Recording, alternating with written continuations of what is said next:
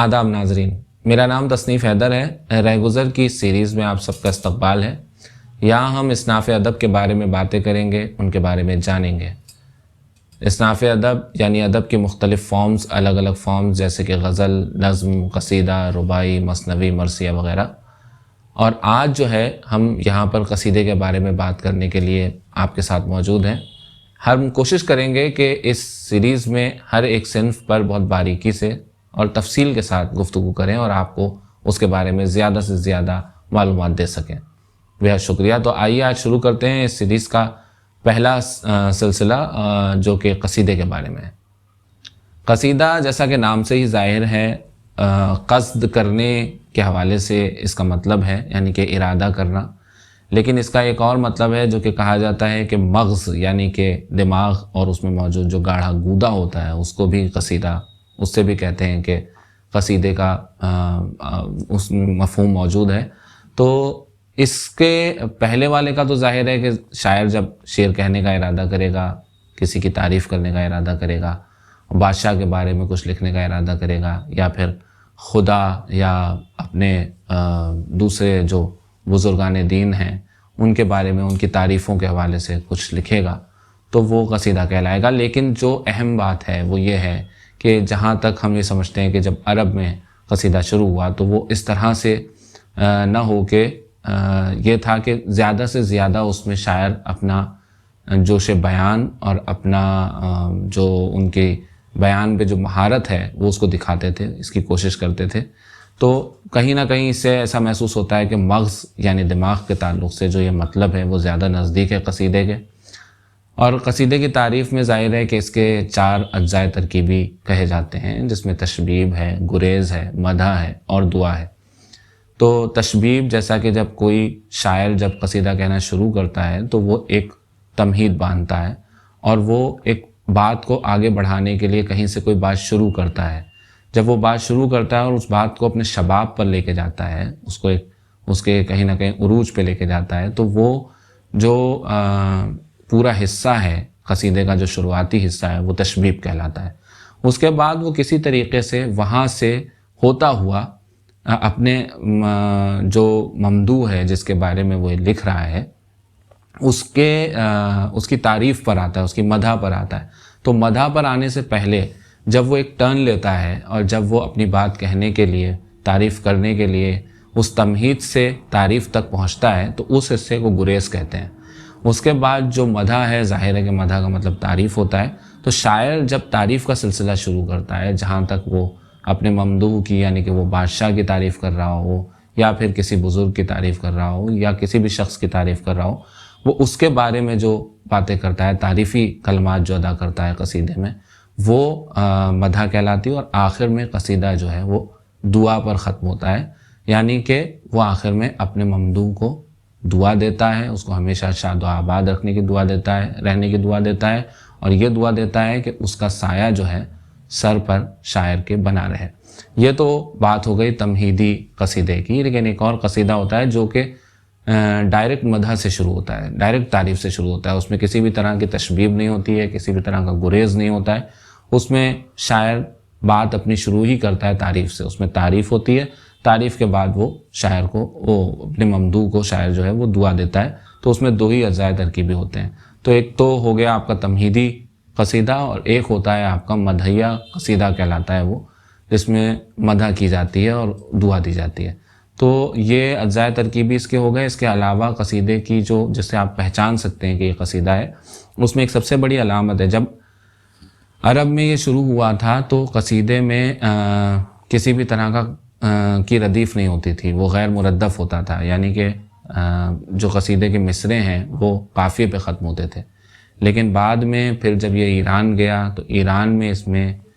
بات بڑھانے کے لیے اس کو جو ہے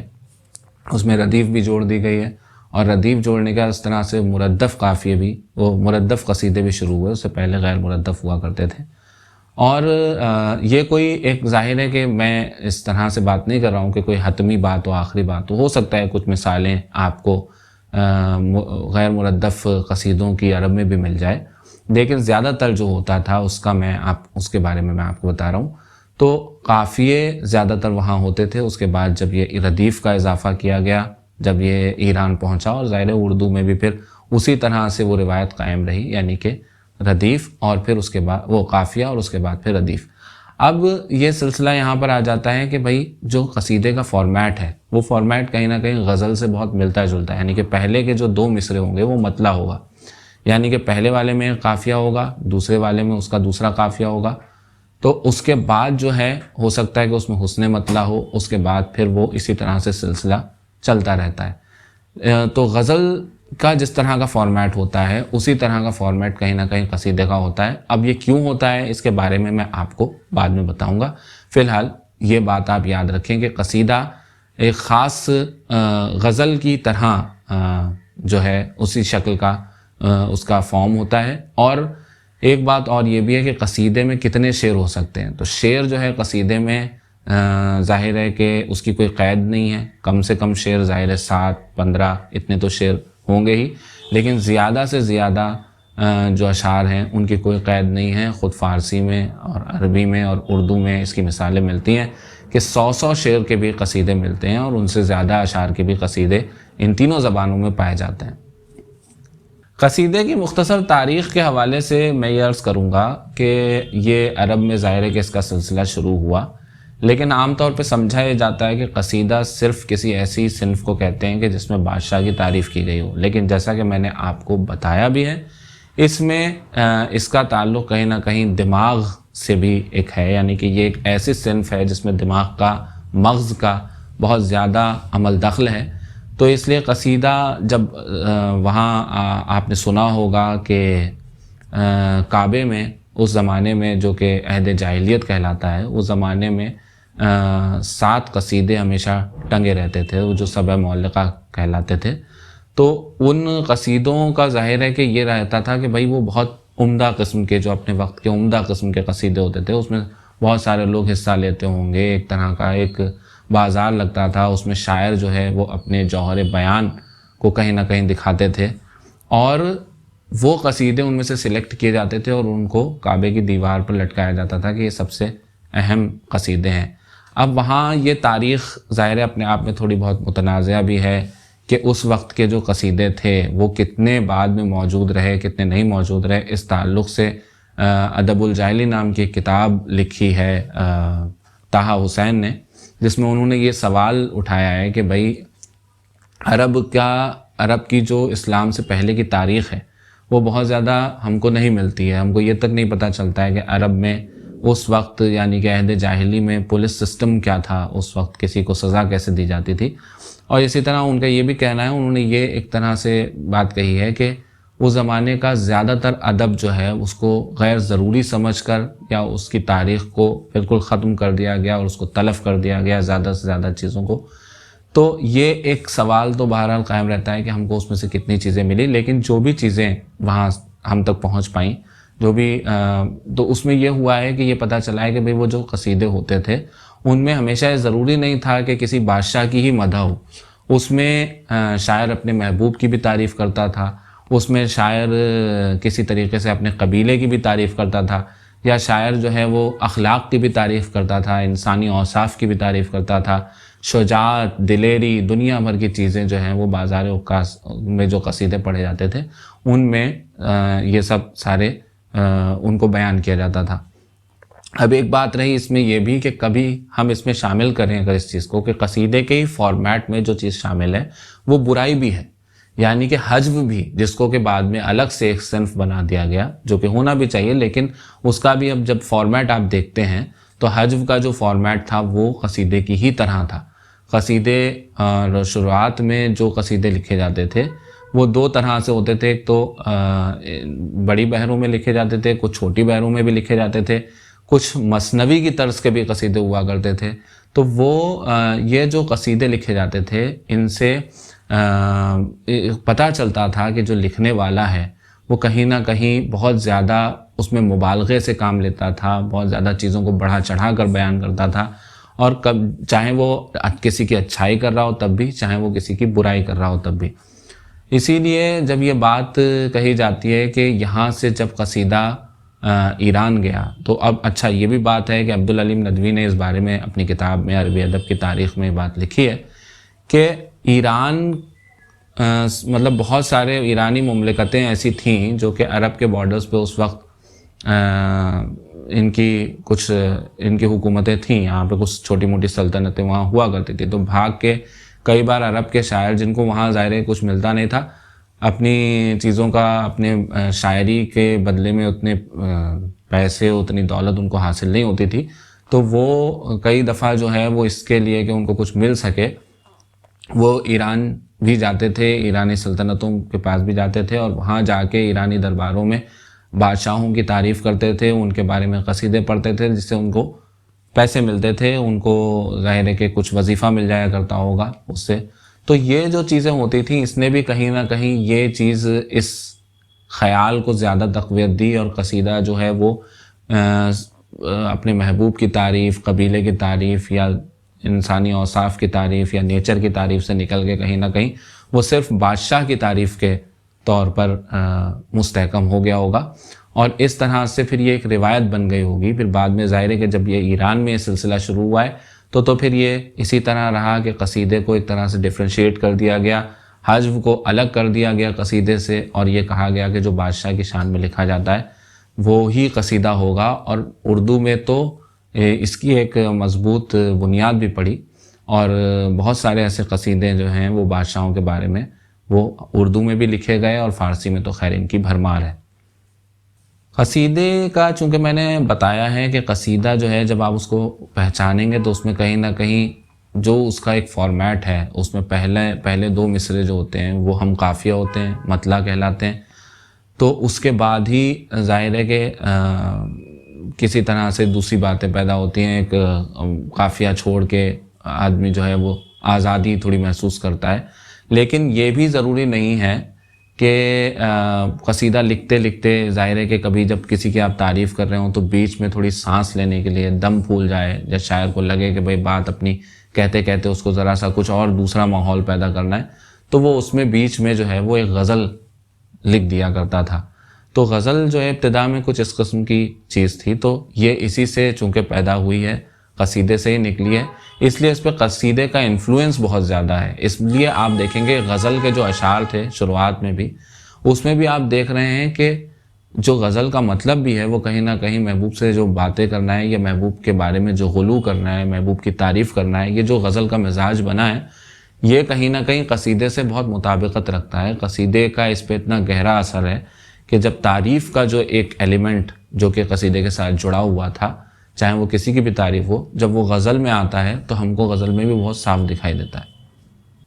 چلیے اب اس بارے میں بھی بات کی جائے کہ اردو میں جب قصیدہ آیا, اردو میں جب قصیدے کے بارے میں گفتگو ہونا شروع ہوئی یا قصیدہ لکھا جانا شروع ہوا تو جو اردو کے شاعر تھے انہوں نے قصیدے کو کتنا قبول کیا اور اس کو کس طرح سے قصیدے کی روایت کو اپنے اپنے طور پر بڑھایا.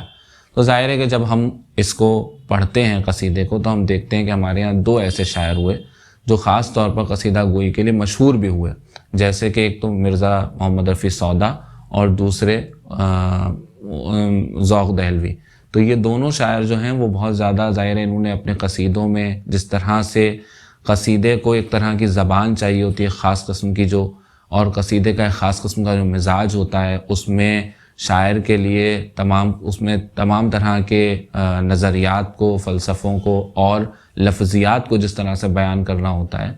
اس میں ان لوگوں نے مہارت حاصل کی. اور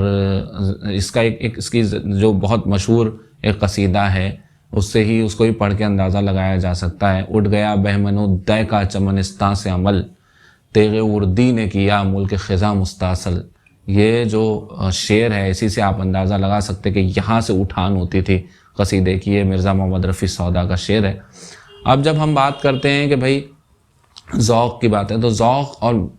سودا ان دونوں کو لے کے ناقدین نے, اردو کے ناقدین نے کافی بحث کی ہے اور کسی نے یہ ثابت کرنے کی کوشش کی ہے کہ سودا کے قصیدے زیادہ بہتر تھے, کسی نے یہ ثابت کرنے کی کوشش کی ہے کہ ذوق کے قصیدے زیادہ بہتر تھے. بہرحال میں اس بحث میں تو نہیں پڑھوں گا, وہ قصیدے آپ خود پڑھیں اور آپ خود فیصلہ کریں کہ آپ کو کون سا قصیدہ زیادہ بہتر لگتا ہے. لیکن اتنی سی بات میں ضرور بتاؤں گا کہ زبان کو بہتر کرنے کے لیے، زبان کی فصاحت و بلاغت کو سمجھنے کے لیے قصیدے کا مطالعہ لازمی طور پر بہت ضروری ہے۔ اور محمد مرزا رفیع سودا کو ایک طرح سے یہ قلق بھی تھا، ان کے ہی زمانے میں ان کو قصیدے کا بہت بڑا شاعر مانا جانے لگا تھا۔ حالانکہ ذوق دہلوی تو اپنے زمانے میں ظاہر ہے کہ غزل کے لیے بھی مشہور تھے، لیکن مرزا محمد رفیع سودا کے ساتھ یہ پریشانی تھی کہ ان کے قصیدے اتنے مشہور تھے، اتنے زیادہ مشہور تھے، دور دور تک ان کی اتنی شہرت تھی کہ مرزا محمد رفیع سودا اسی سے مشہور ہو گئے تھے، قصیدہ گو شاعر کے طور پہ ان کی شناخت بن گئی تھی۔ تو انہوں نے خود اپنے لیے ایک شعر کہا ہے کہ وہ جو کہتے ہیں کہ سودا کا قصیدہ ہی ہے خوب، ان کی خدمت میں لیے میں یہ غزل جاؤں گا، یعنی کہ وہ غزل لکھ رہے ہیں اور غزل لکھ کے یہ کہہ رہے ہیں کہ جو لوگ سمجھتے ہیں کہ سودا کا قصیدہ ہی سب کچھ ہے، میں ان کی خدمت میں لے کے یہ غزل جاؤں گا، اپنی غزل دکھاؤں گا، ان سے کہوں گا کہ دیکھو میں جتنا بہتر قصیدہ کہتا ہوں اتنی ہی بہتر غزل بھی کہتا ہوں۔ لیکن کیا ہوتا ہے کہ قصیدے کا شاعر کسی طریقے سے زبان میں جس طرح کی بلاغت کا قائل ہوتا ہے اور جس طرح سے وہ بلیغ الفاظ اور جملے وہ استعمال کرتا ہے، یا وہ جو بلیغ مصرے استعمال کرتا ہے، وہ غزل میں آتے ہی، غزل چونکہ اس کے مقابلے میں تھوڑی نازکی طلب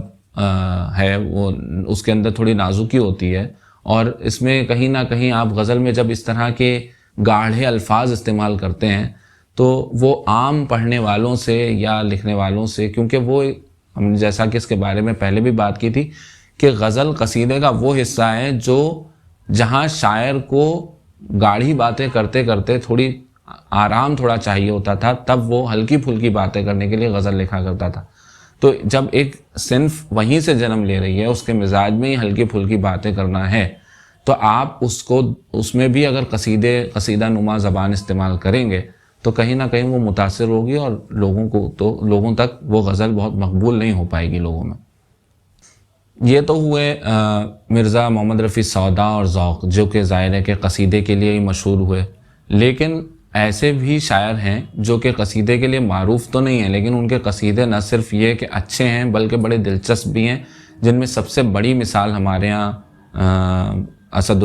مرزا اسد اللہ خان غالب کی ہے۔ غالب ہمارے عہد کے، ظاہر ہے کہ اپنے عہد کے بھی اور وہاں سے لے کے آج تک ہمارے عہد کے اردو کے ہی شاید سب سے بڑے شاعر تسلیم کیے جاتے ہیں،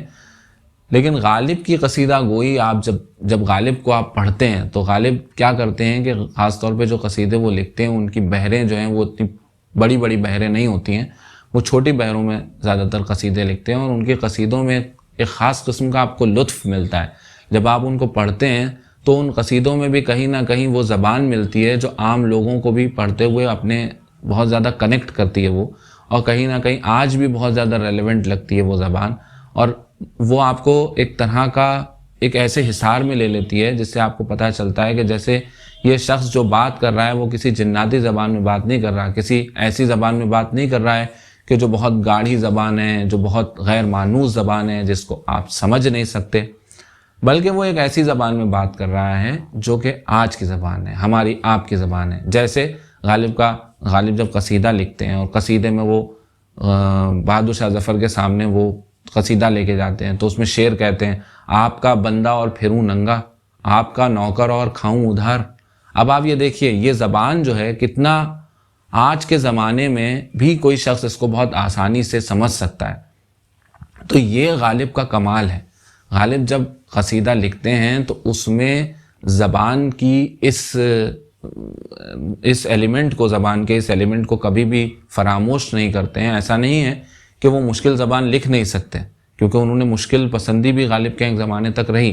لیکن جب غالب نے آسان گوئی اختیار کی اور انہوں نے آسان زبان میں لکھنا شروع کیا تو انہوں نے اپنے قصیدے کو بھی، ظاہر ہے غالب کا یہ کمال ہے کہ چاہے وہ خط لکھیں، چاہے وہ غزل لکھیں، چاہے وہ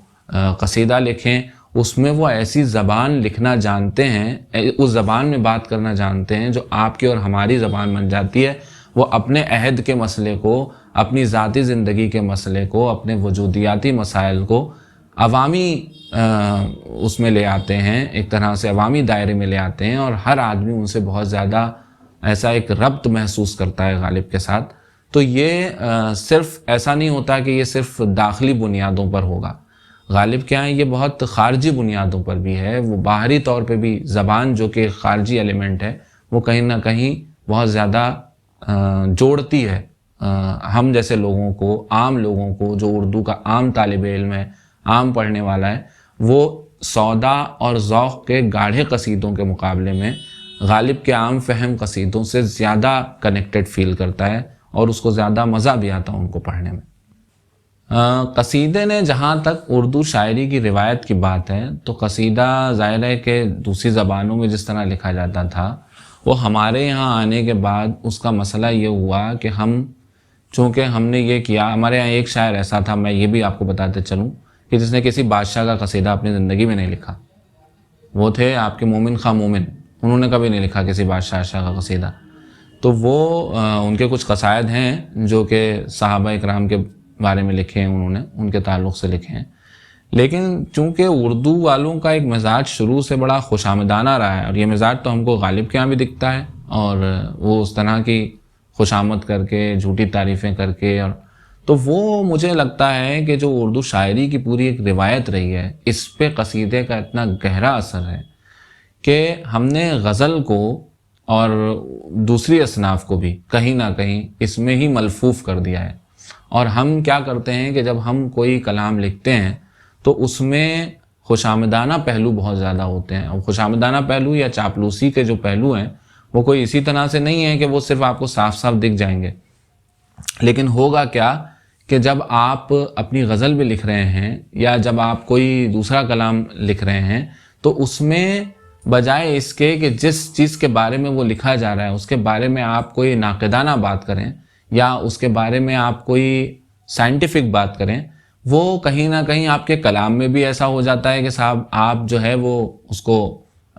پڑھتے ہیں اور اس کو لکھتے ہیں تو اس میں اس کی تعریفیں کرتے ہیں، اور پھر یہ بھی ہوتا ہے کہ جو سننے والا بھی ہے اس پہ بھی یہ شرط لگی ہوتی ہے کہ وہ آپ کے کلام کو سن کر اس پہ کوئی تنقیدی نگاہ نہیں ڈال سکتا یا کوئی تبصرہ ایسا نہیں کر سکتا جس کو سننے کے بعد آپ کو لگے کہ ہاں بھئی یہ تو میں نے غلط لکھ دیا یا مجھے نہیں لکھنا چاہیے تھا۔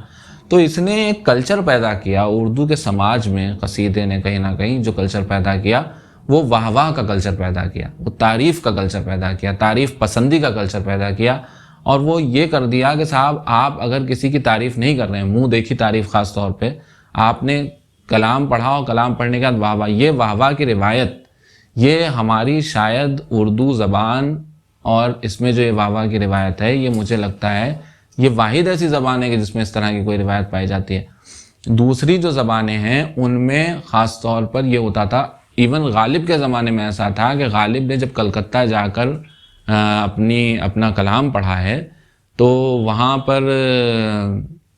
غالباً کلکتے کی بات ہے یا لکھنؤ کی بات ہے، ابھی مجھے ٹھیک سے یاد نہیں، لیکن ایک شاعر ہوتے تھے فارسی کے قتیل، تو ان کے جو شاگرد تھے انہوں نے غالب سے کہہ دیا کہ صاحب آپ نے غلط زبان استعمال کی ہے، آپ کی زبان صحیح نہیں ہے۔ یہ برسر مشاعرہ ان پہ اعتراضات ہونے لگے۔